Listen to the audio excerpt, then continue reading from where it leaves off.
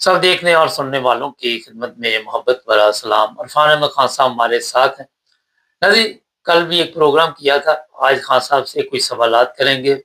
آپ سب کے علم میں ہے کہ پاکستان میں جو احمدیوں کے اوپر ظلم کیے جاتے ہیں، مذہبی آزادی نہیں ہے، عید کی نماز سے روکا جاتا ہے، کبھی جمعے کی نماز سے روکا جاتا ہے، کبھی جھوٹے کیس بنائے جاتے ہیں۔ اچھا، یہ یہیں تک نہیں رہتا، پھر بیچارے کئی مجبور لوگ جو ہے ملک چھوڑ جاتے ہیں، پھر دوسرے ممالک میں جاتے ہیں، وہاں بھی مشکلات کا سامنا کرنا پڑتا ہے۔ ملیشیا کی ایک ویڈیو ہے، وہ بھی آج کل سوشل میڈیا پہ چل رہی ہے، اس پہ بات کریں گے۔ خان صاحب، آج دنیا کے حالات تبدیل ہوتے جا رہے ہیں، اور آپ دیکھ رہے ہیں کہ سر یہ پاکستان میں سب سے بڑا مسئلہ بنا ہوا ہے کہ مذہبی آزادی نہیں ہے۔ کل جو پریس ریلیز آپ نے بھی پڑھا ہوگا، اس میں لکھا ہوا تھا کہ کتنی جگہ پہ عید کی نماز نہیں پڑھنے دی گئی، مساجد کو تالے لگائے گئے۔ کیا دیکھتے ہیں کہ ہم اپنے آپ کو کیوں نہیں تبدیل کر پا رہے؟ دیکھیں، پاکستان کے اندر جو مذہبی جمہوریت ضیاء اللہ کے زمانے سے شروع ہوئی تھی، اس کو ختم کرنے کے لیے کوئی کوشش کسی بھی سیاسی پارٹی نے نہیں کی، جس کی وجہ سے یہ ماحول جو ہے آج تک برقرار ہے۔ اور جو سیاسی عام طور پر جو ملک کی سیاسی جماعتیں ہوتی ہیں، وہی تبدیلی لانے کے عمل کو شروع کرتی ہیں۔ تو وہ عمل کسی بھی ہماری سیاسی پارٹی میں کوئی ایسی ضرورت مند پارٹی نہیں آئی جو اس عمل کو شروع کر سکتی۔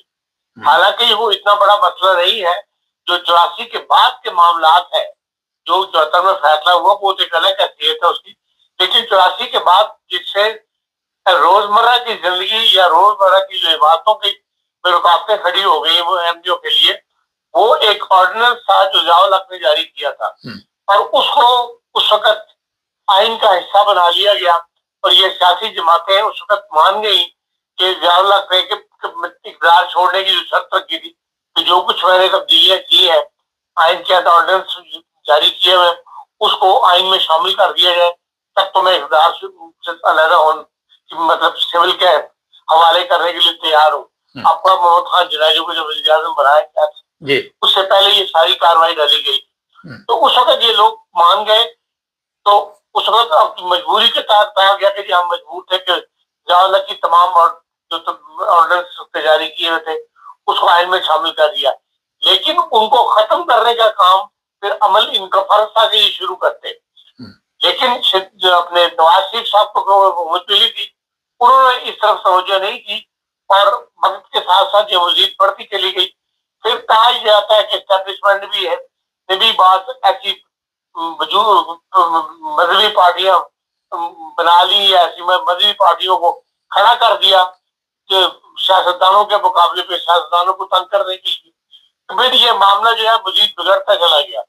اور آج دیکھ لیں کہ یہ صورتحال ہے کہ بھئی ہر مسجد کی عظمت یا مسجدوں کے آگے جمگھٹے کھڑی کر کے لوگوں کو داخلہ ہونے سے روکا جا رہا ہے، اس حد تک کہ جو احمدی برقعے کی پہچان ہے وہ بھی پاکستان کے اندر اتنی عام ہو گئی ہے کہ عورتیں اب اس پہچان کا برقع پہنتے ہوئے بھی ڈرتی ہیں، اور وہاں پہ دکاندار پہچان کے کہہ دیتے ہیں کہ ہاں آپ احمدی ہیں تو ہم آپ کو سزا نہیں دیتی۔ ایسے واقعات ہوئے ہیں لاہور کے اندر بھی، وہ دوسرے شہروں کے اندر بھی۔ تو یہ ساری جنونیت جو ہے کہ جب تک سیاستدان اس پہ کی طرف توجہ نہیں کریں گے، اور سیاستدان اس طرف توجہ نہیں کرتے کیونکہ آئین میں تبدیلی کر کے احمدیوں کا ووٹ ختم کر دیا گیا ہے، تو وہ کہتے ہیں کہ ووٹ کی تو ضرورت نہیں، تو ایز اے انسانیت جسے کہتے ہیں وہ یہ کام کرنے کے لیے بھی پاکستان کے سیاستدان تیار نہیں ہے۔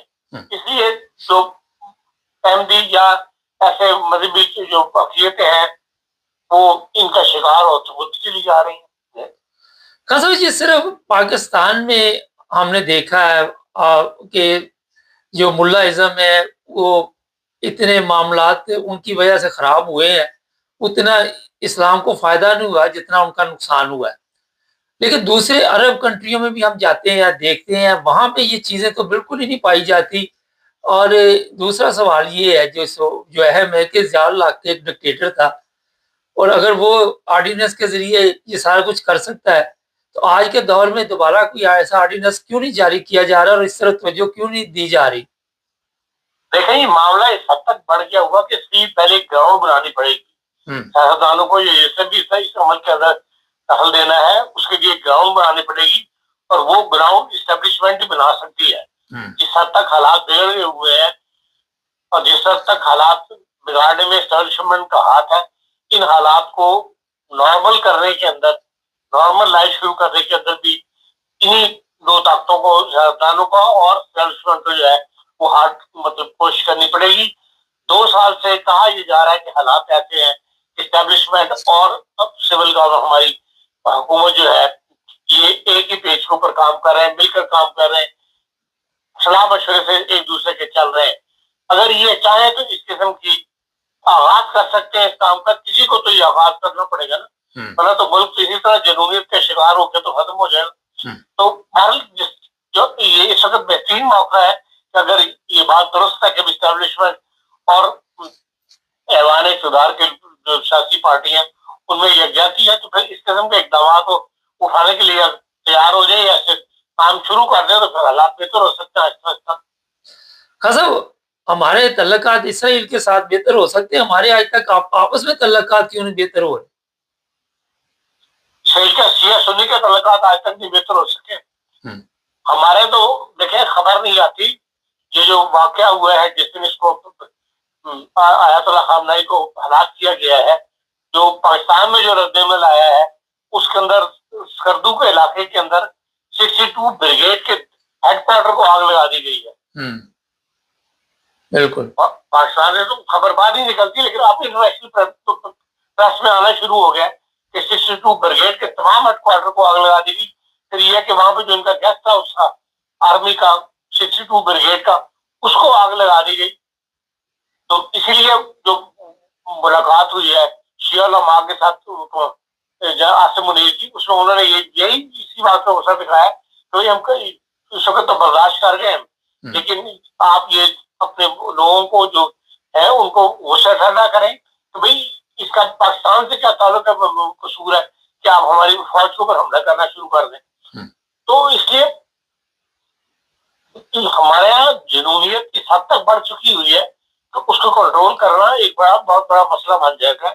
اب یہ بات ماضی میں کس نے اس میں ہاتھ ڈالا یا کس نے اس کو آغاز کیا, یہ اب بات اس حد تک بڑھ چکی ہے کہ وہ پچھلا ماضی کا آغاز جو اس کو بھول جائے اور آگے وہ ملک کو صحیح کرنے کے لیے کوشش کرنی چاہیے. اور اس کے لیے جب تک سارے مل کر اس کا احساس نہیں کریں گے اس وقت یہ کام شروع نہیں ہوگا. ایک دوسرے سے ڈرتے رہیں گے تو پھر اسی طرح معاملات جو لٹکتے چلے جائیں گے. مختلف جگہ سے جو کل رپورٹ آپ نے بھی دیکھی, میں نے بھی اس پہ ایک پروگرام کیا تھا, وہاں پہ پولیس والے جو ہیں انہوں نے نماز نہیں پڑھنے دی گئی اور کئی جگہ پہ کوئی پرابلم نہیں ہوئی, پولیس نے تحفظ دیا. تو یہ پولیس والے خود بھی یہ فیصلے کر سکتے ہیں؟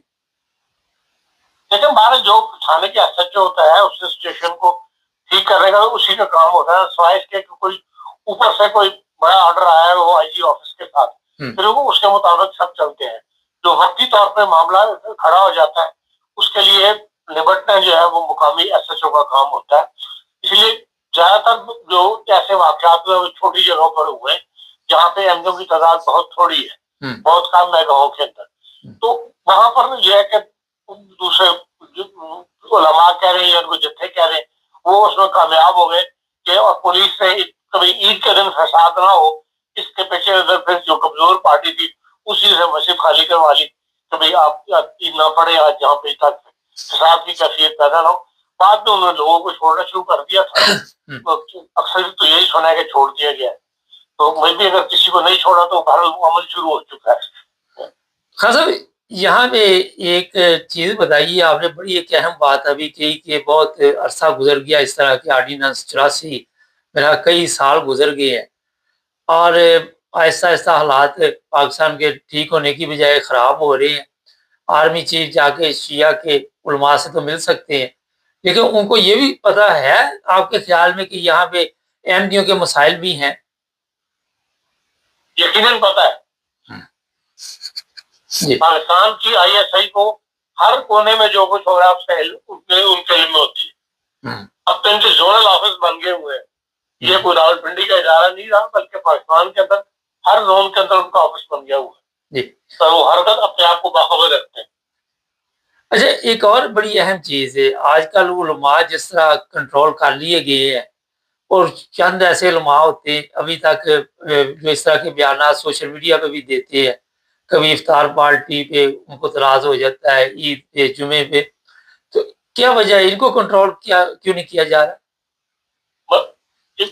مبارک صاحب یہ سب عارضی انتظام ہے.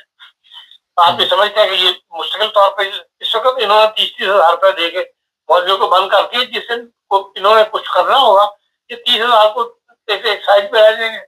اصل چیز تو یہ ہے کہ قانونی تحفظ مہیا کیا جائے. پاکستان کے تمام شہریوں کو قانونی تحفظ مہیا کیا جائے اور وہ سیاستدانوں نہیں کر رہے ہیں، پارلیمنٹ میں وہی لوگ بیٹھے ہوئے ہیں. اس کی ابتدا ہونی چاہیے، اس طرف توجہ ہونی چاہیے کہ بھائی اتنا نقصان اٹھا لیا ملک کے اندر. آپ نے دیکھیا کہ آج اب بھی سب سے پہلے جو حالات جنگی حالات ہیں ان سے سب سے پہلے ہاتھ اٹھائے ہیں تو پاکستان نے اٹھائے ہیں. آپ کو پتا ہے کل رات جو جہاز میں لینڈ کیے ہیں ان کو آئل نہیں ملا اور یہ اعلان کر دیا انہوں نے کہ بھائی پاکستان آنے والے جہاز اپنے واپسی کو آئل لے کر آئے. رات بھی جو جہاز اڑے ہیں انہوں نے مسقط میں جا کے لینڈ کیا، وہاں سے آئل لے کے پھر وہ آگے فلائی کیا. اس حد تک تو مطلب ہم اس قدر اقتصادی طور پہ کمزور ملک ہے اور اس کی وجہ یہی ہے کہ ہم نے معاشی طور کی طرف توجہ نہیں دی بلکہ اپنے آپ کو اسلام کا قلعہ بنانے کے ثابت کرنے کی کوشش کی، جس میں دونوں کے اندر ہم ناکام رہے.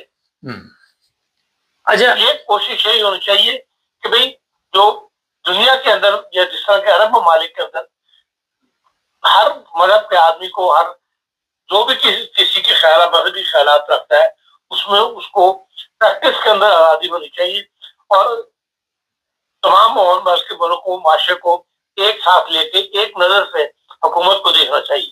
جی اچھا ایک اور بھی خبر چل رہی ہے جی جو کراچی میں پلین وہاں پارک کیے گئے ہیں مختلف ممالک کے، وہاں سے بھی آئل چوری کر لیا گیا، جہازوں سے نکال دیا گیا اور یہ بڑی گرم خبر کافی دن سے چل رہی ہے. یہاں سے صاحب لگائیں کہ ہمارے اوپر کوئی اعتماد بھی نہیں کرتا، بہار ٹھیک نہ ہو تو خاصا تھوڑا سا چلتے ہیں بیرون ملک کے حالات پہ. احمدیوں کو وہاں پہ جب مشکلات کا سامنا کرنا پڑتا ہے پاکستان میں اور پھر کئی تو چلو یورپ میں پہنچ جاتے ہیں، امریکہ پہنچ جاتے ہیں اور وہاں پہ جھوٹے کیس بھی منائے جاتے ہیں پاکستان میں 295C وغیرہ جو بھی توہین مذہب کے، اور پھر کام نہیں ملتا، ملازمت کے مسائل، کئی وہاں پہ پریشانیاں اس وجہ سے بنی ہوئی ہیں. پھر لوگ دوسرے ممالک جو ملیشیا ہے یا بینکاک، تھائی لینڈ، یہ سری لنکا، یہاں پہ جاتے ہیں، وہاں پھر ان کے لیے مزید مشکلات ہیں. ملائیشیا میں لوگوں کو جیلوں میں بند کیا جاتا ہے، ان میں خواتین بھی مرد بھی سب. تو کیا کریں پھر، کدھر جائیں یہ لوگ جب پاکستان میں بھی تحفظ نہیں تو پھر کون سا راستہ اختیار کریں؟ دیکھیں کم از کم ایجنٹوں کے ہاتھوں مت چلے. دنیا کے اندر خالی احمدی نہیں ہے اور بھی بہت سی کمیونٹیز مشکلات کا شکار ہے. ہمارا خطہ ہی اقتصادی طور پہ اس قدر پسماندہ ہو گیا ہے کہ بہت سے کمیونٹیز یا بہت سے افراد جو ہیں خاندانوں کے خاندان یا ملکوں کی آبادیاں ہیں وہ مشکلات کا شکار ہے. اس کا حل یہ نہیں ہے کہ آپ ایجنٹوں کے ذریعے جو ہے اپنے آپ کو حوالے کر دیں اور پھر مزید اپنی پریشانیوں میں اضافہ کریں. جہاں تک ایک دوسرے کی مدد کا تعلق ہے، جو لوگ مدد کر سکتے ہیں وہ کر رہے ہیں اور کوئی نہ کوئی سسٹم ہر وقت ان ایسے احباب کی مدد کے لیے موجود ہے. جی اب ان کے اختیار میں یہ نہیں ہوتا کہ ہاں وہ 5 دن کے اندر ایک فیصلہ کر دیں گے، 10 دن کے اندر فیصلہ کر دیں. ظاہر ہے جس کسی دوسرے ملک کے اندر اگر آپ کو لے کر جانا ہے یا آپ کے لیے کوئی رستہ پیدا کرنا ہے اس کے اندر وقت لگتا ہے، وہاں کے اپنے قوانین ہیں.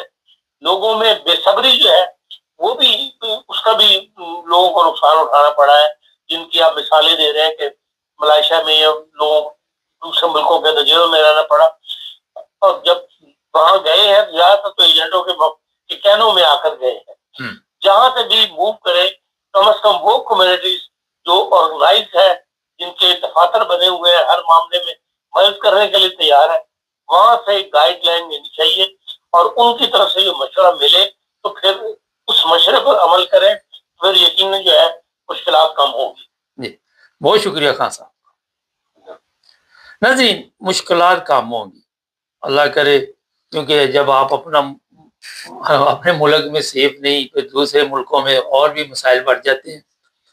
لیکن ایک چیز بڑی اہم ہے یہاں پہ کہ کئی جگہ پہ کام کی اجازت کا مسئلہ ہے اور وہاں پہ لوگوں کو مجبوراً پیٹ پالنا پڑتا ہے اور کچھ نہ کچھ کرنا پڑتا ہے، زندگی تو گزارنی ہے۔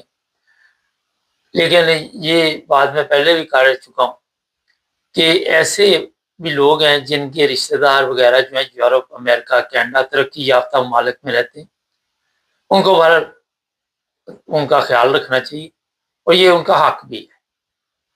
اور میں نے اس لیے یہ بات کہی آپ کو کہ اگر کوئی اس طرح کی ہیلپ کوئی کرتا رہے اپنے رشتہ داروں کی، چلو بطور قرض آپ دیتے رہیں کہ جب آپ کسی دوسرے ملک میں چلے جائیں گے تو یہ پیسے ہمارے واپس دے دیں، لکھ پڑھ کر لیں، جو بھی ہو۔ تو وہاں پہ سلو سسٹم ہے، کیونکہ کبھی کرونا آ گیا، کبھی جنگ آ گئی، کبھی کچھ آ گیا، کئی لوگ ہیں کئی سالوں سے وہاں پہ بیٹھے ہوئے۔ تو دوسرا جو سب سے وہاں پہ پرابلم ہے کہ خان صاحب نے بھی بتایا کہ پہلے اچھی طرح چیک کریں جب جانا ہو کسی جگہ پہ، وہاں کے حالات کو مد نظر رکھیں۔ اب خواتین ہو یا مرد ہوں، جب بھی کسی ملک میں جائیں تو قوانین تو سب کے لیے برابر ہے۔ اگر آپ غیر قانونی طور پہ کسی ملک میں ہیں تو یہ تو نہیں دیکھا جاتا یہ عورت ہے یا مرد ہے۔ لیکن یہ ایک اچھی خبر تھی، سوشل میڈیا پہ چل رہی تھی، کل اس کی تصدیق بھی کروائی گئی کہ یہ ویڈیو ملیشیا کی ہے اور وہاں پہ لوگوں کو رہا کیا گیا ہے۔ ابھی یہ ہمارے پاس مکمل تفصیل نہیں ہے، جیسی آئے گی پھر آپ کو بتائیں گے کہ کیا معاملات آگے چلیں گے ان لوگوں کے۔ چینل کو سبسکرائب کر لیں، جڑے ہمارے ساتھ تاکہ اور پروگرام دیکھتے ہیں۔